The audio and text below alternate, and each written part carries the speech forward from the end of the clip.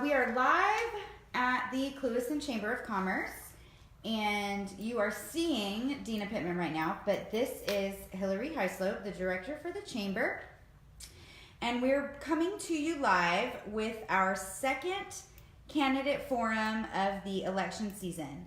So this candidate forum is for the Hendry County Property Appraisers race.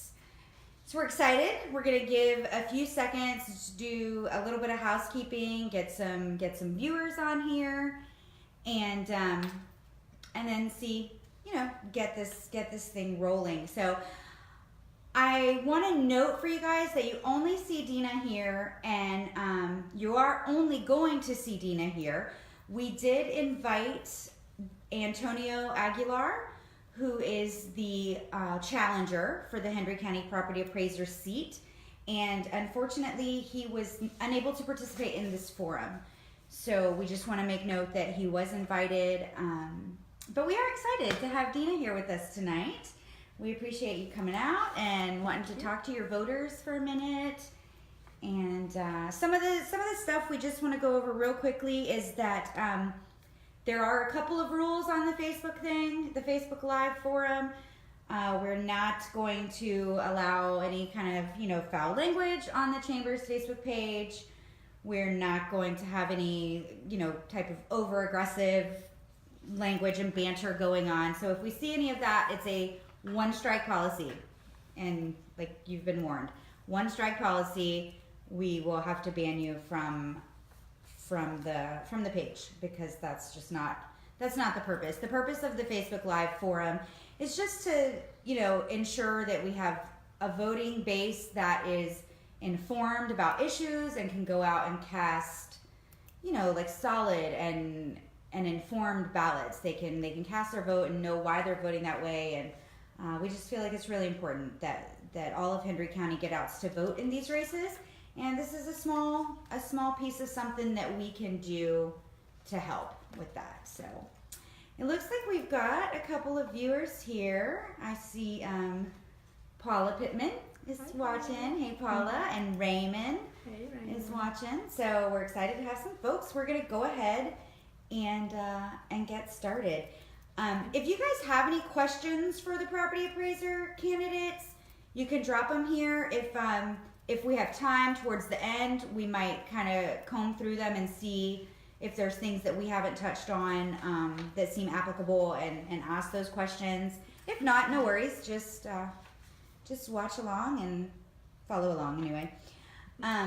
So Paula Pittman is the incumbent in this race. Dina Pittman. Or I'm sorry, I'm looking at my comments here. I'm sorry. Dina Pittman is the incumbent in this race. Yes. And how long have you been serving as the property appraiser? Phil Pelletier retired March 30. Okay. And I was actually appointed on June 25th. By the governor. Yes. Okay, gotcha. Perfect. So Paula's giving us like a funny emoji. Sorry. Nice try, Paula. So question number 1. This is a pretty, not a simple question. I don't know. Explain for us, please, for us here and your constituents that are watching or might watch at a later time, what is the role of, or the primary role of the Hendry County Property Appraiser? I'm sure it's very multifaceted, but what are some of those things that the property appraiser does in our community? Okay, I would say that the primary is obviously to create a fair and equitable tax roll. Okay. That is our responsibility. With that is the values. The property appraiser's office assesses all property within Hendry County, both real and tangible. We also administer the proper exemptions as qualified by property owners and add classifications as long as they qualify and apply in accordance with Florida statute. We ensure capping regulations, which has been probably the most recent challenge, as capping is not just homestead. Most people are familiar with the Save Our Homes, the 3% cap.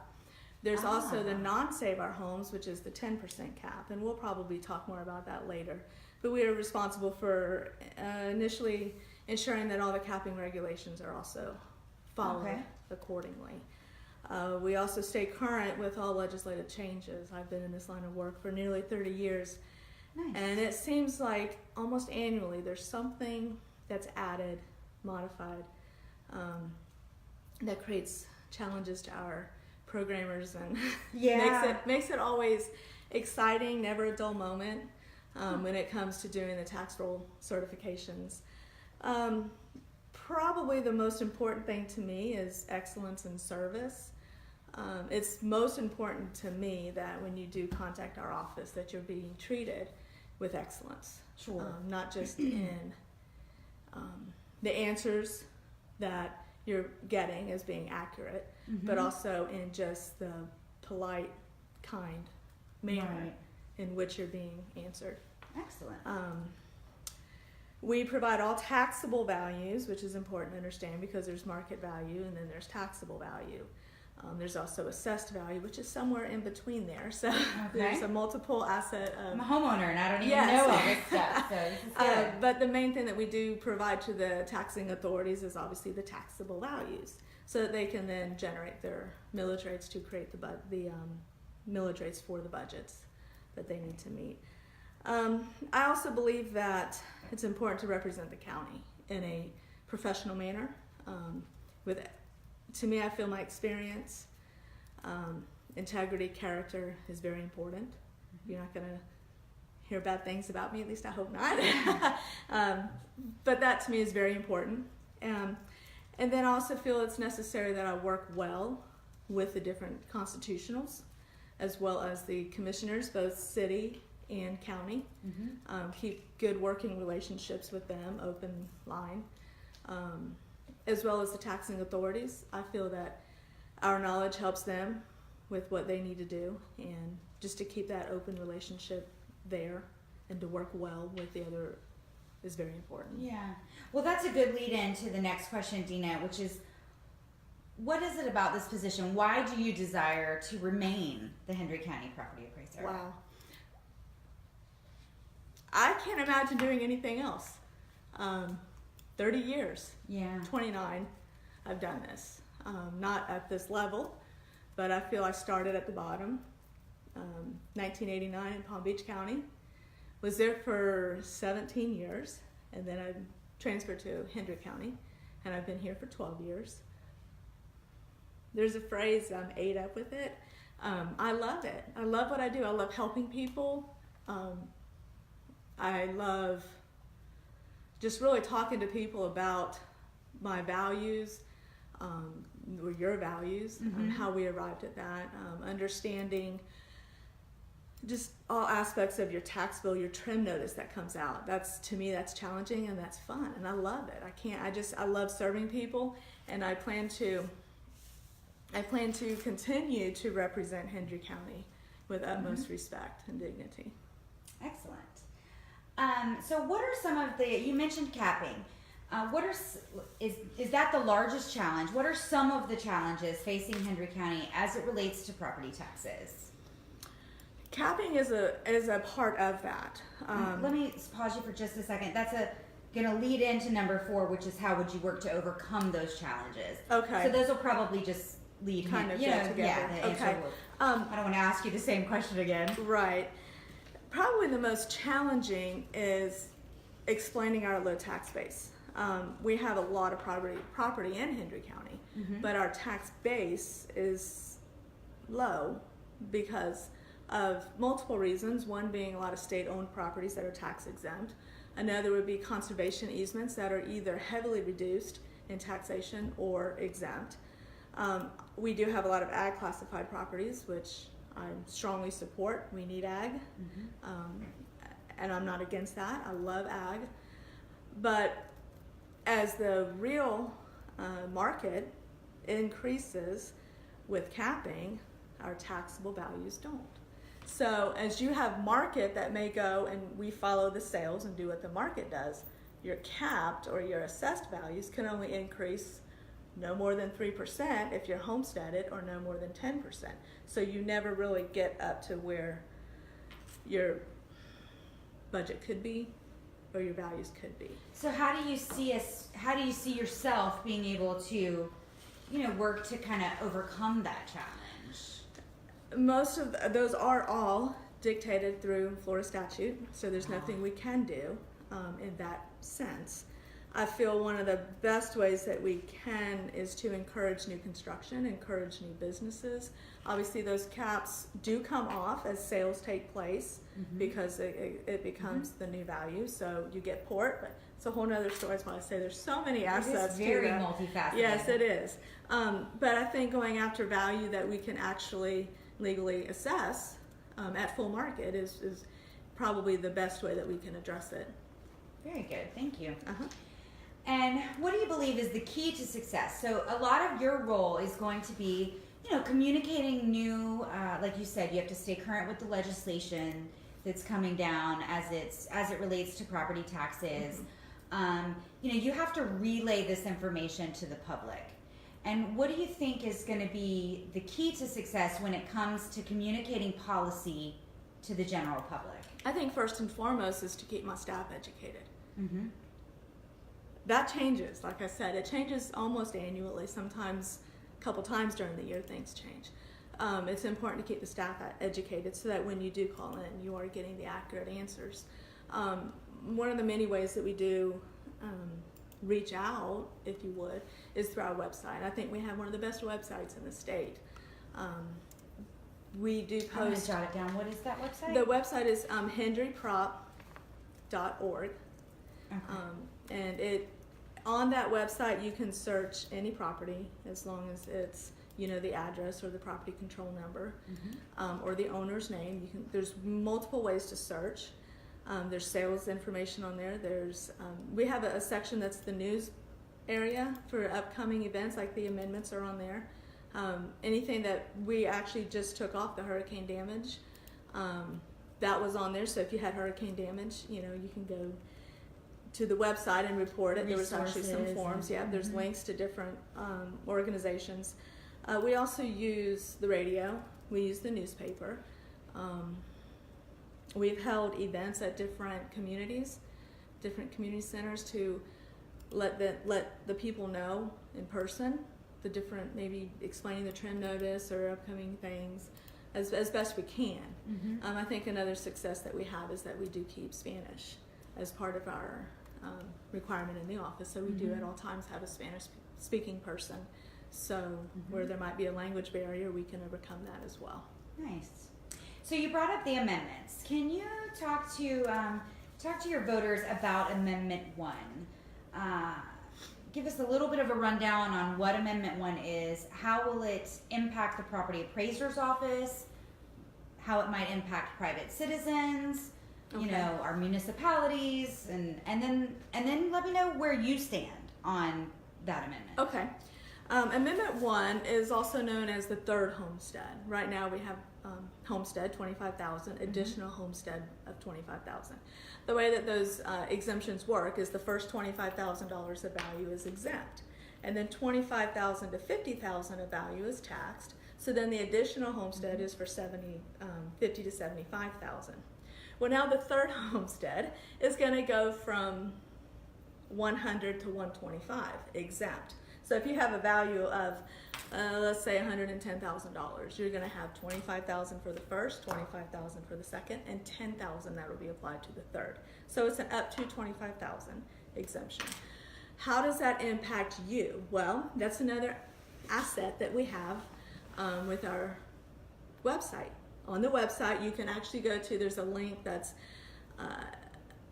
3HX calculator, and there's a link, it's in blue. So if you click on that link, you can put in your property address, and it will tell you right away if it will save you money, what it's going to do, how it's going to help. Because it's like a cap, right? Your house has to be. It's not really. Or your house has to have a certain value. Assessed value. So you have them again. You have the market value. So it's the assessed value. Yes. As long as it exceeds, right? As long as it exceeds anywhere from $100,000 to $125,000, then you'll get somewhere in there that exemption. Nice. Like I said, it's very complex, and the programmers, I'm glad I don't have to program that. Right. We do have that in place, which is how it affects the office, because it is on the ballot.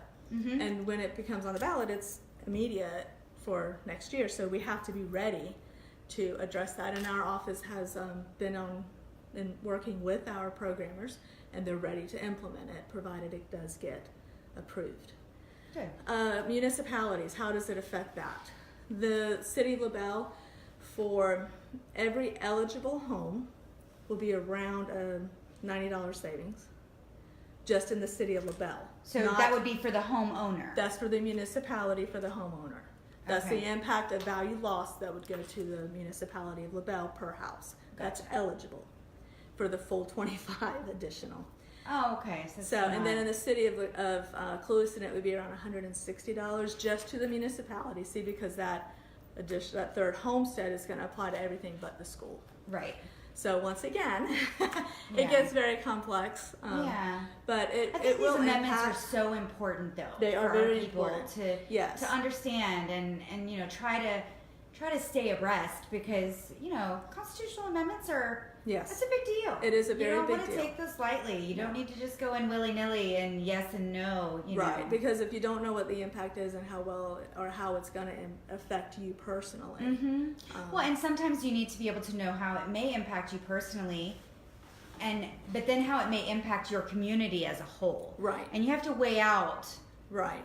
So I'm certainly not going to try to sway, but you have to weigh out what's best. Right. Is it best for you personally, or is it best?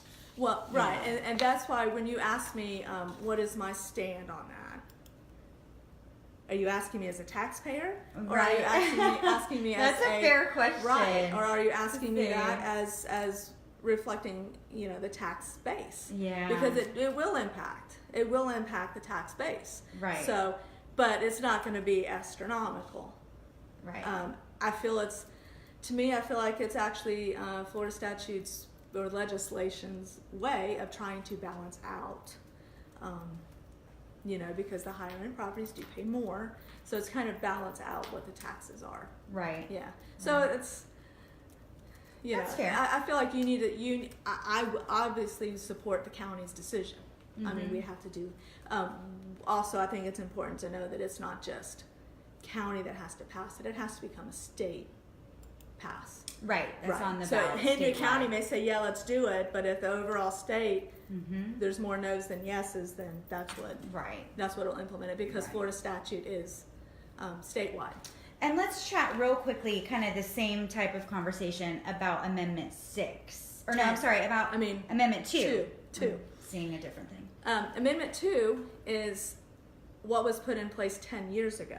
That is the 10% cap on non-homestead properties. So what that means is as you own that property for more than 1 year, then that 10% cap gets applied. Similar to how homestead gets applied, but it's on non-homesteaded properties.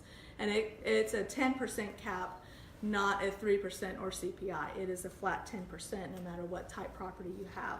Anything that's non-homestead that you continually own. It's the same we've got it ready to go. It's in the system. We've done it for 10 years. I feel like, it's all we have to do is yank it out. So as far as the office, to me, do I support that? I do, because I feel like it's not fair and equitable for our non-homestead to pay the bulk of the taxes. And I believe, to me, Florida statute, or legislation, I should say, always is in favor of the property owner. And I have to say I am in favor of the property owner. Gotcha. So whatever benefits the property owners is how I feel. Right. Right. Yes. Just a little note to the audience. We are on our last question. So if you had some things, I'm going to scroll back through here in a second and see if there are things that we want to kind of address quickly and go from there. So number 8, so this is an interesting question. So how does so we did anyway, this is a good question. How does party affiliate? I was like, I have this whole conversation going on in my head, but anyway, how does party affiliation impact the role of the property appraiser? So we all know when you're voting for a president, for example, party affiliation is a big player in that. Yes. How does that play into the role of the property appraiser? That's a great question. I'm glad you asked that. And the answer is it doesn't. There's absolutely nothing That's Florida statute that says for Democrats you do this, for Republicans you do that. It is strictly Florida statute. Can you abide by the law? Right. And I feel the most important aspect of a candidate is not their party affiliation, but it's their experience, their personality, what they know, how their character. All that is what is important. I do, as the property appraiser, I do absolutely nothing that is party affiliation, and I would love to have that actually removed. And I know some counties that have done that. Okay, very good. So let's see. We've got quite a few people jump on and watch, so this is good. Hi, everybody. Hi, everybody. Just going to kind of go to the top and look back through and see if we have anything. Sorry if it's shaking. I'm touching it. A couple of tags. Raymond, where is the other candidate? So the other candidate, Antonio Tony Aguilar, we did invite him. I think that staff spoke to him over the phone, and then we followed up with some email, and he did reply to us, so that was good, but he was just unable to be here tonight. Hey, Jennifer Ernest. Let's see.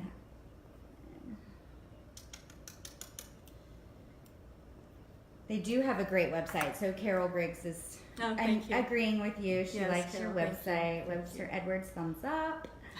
Kevin Jarvis, thumbs up.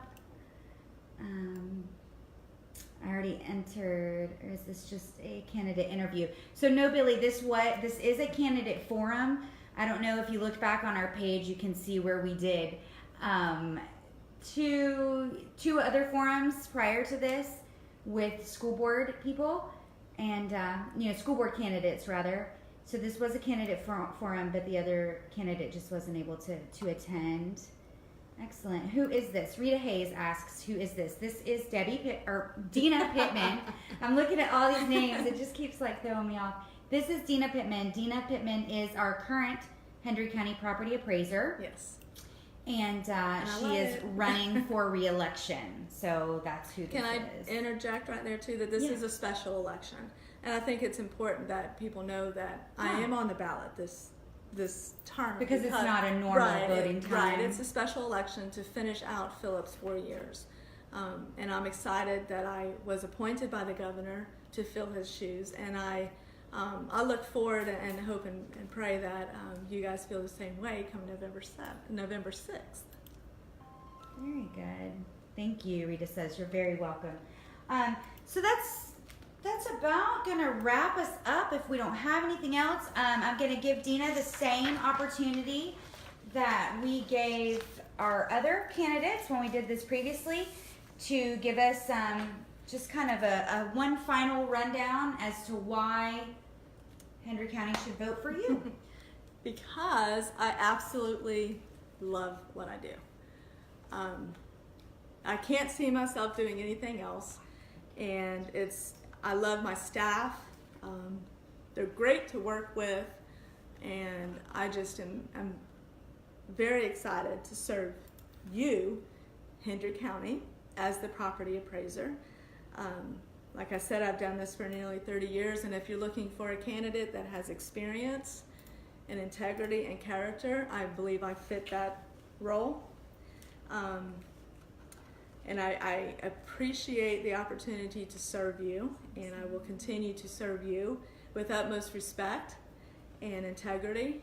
And all I can say, early voting starts October 22nd, runs through November 3rd, and the election day is November 6th. And pick Pitt, that's what you need to do. Pick Pitt for property appraiser. And I thank you in advance for continuing to allow me to serve you as your property appraiser. Thank you for having me. All right. Thanks, guys. Thanks for watching. And we are going to do a candidate forum live at the John Boy in October. So like our Facebook page, you can see that. We're going to have a live candidate forum there for the city commission race. So give us a like and a share. Thanks. Bye-bye.